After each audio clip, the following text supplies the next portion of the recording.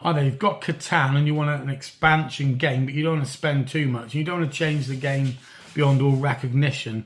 There is a solution. There. Catan Scenario, The Helpers. That's what it's called. What on earth is Catan Scenario, The Helpers? Let me show you very quickly. Now this is easy peasy. What you've got is you've got 12 helper cards, okay? And they do add a bit of variety to the game. Then what happens at the start of the game, every person playing has one helper card. You don't use all 12. What you do is they're all numbered 1 to 12. You pick out numbers 1 to 4, which are going to be in every game you play. So they're your basic helpers, if you like. And then you'll shuffle up the remaining 8 helpers and you'll deal out another 4. So you're going to have a in-play bank, if you like, of 8 helpers. Each player gets 1 at the start.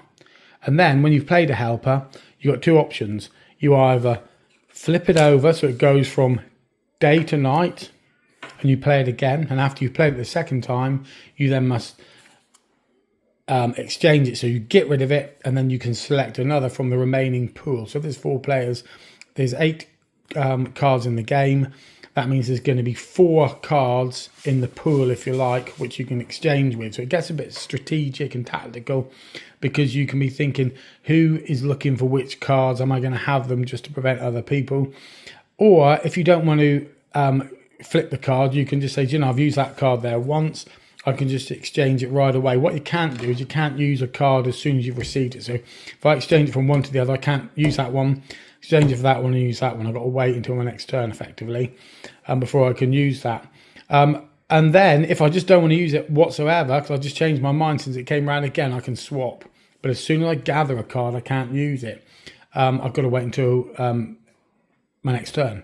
So that's it. And you can play these according to the rules before you roll the dice. It's any time in your turn. So that can be useful, and you can use this in a way to protect yourself from the thief, if you know what I'm on about there. So that's Catan Helpers, folks. It's cheap. It is really good, actually. I think it adds a bit of variety. It does mean every game that you play is going to be a little bit different, because although you get 4, it'll be exactly the same in each game, and you do have to read the rules to get the particulars of different player number counts. But you're always going to get another 4 in there. And one of them, that's Jon Snow, isn't it? You've got Jon Snow in there as well, folks. For any of you guys, it looks like him, doesn't it? He's not called Jon Snow in this. He's called Thorolf. Okay. So there you go. You've got a good old selection of helpers, all with different skills. They really do help switch the game up.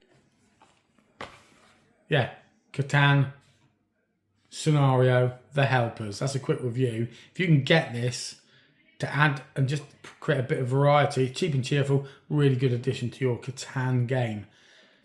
Catch you guys on the Catan Kashmang flip side.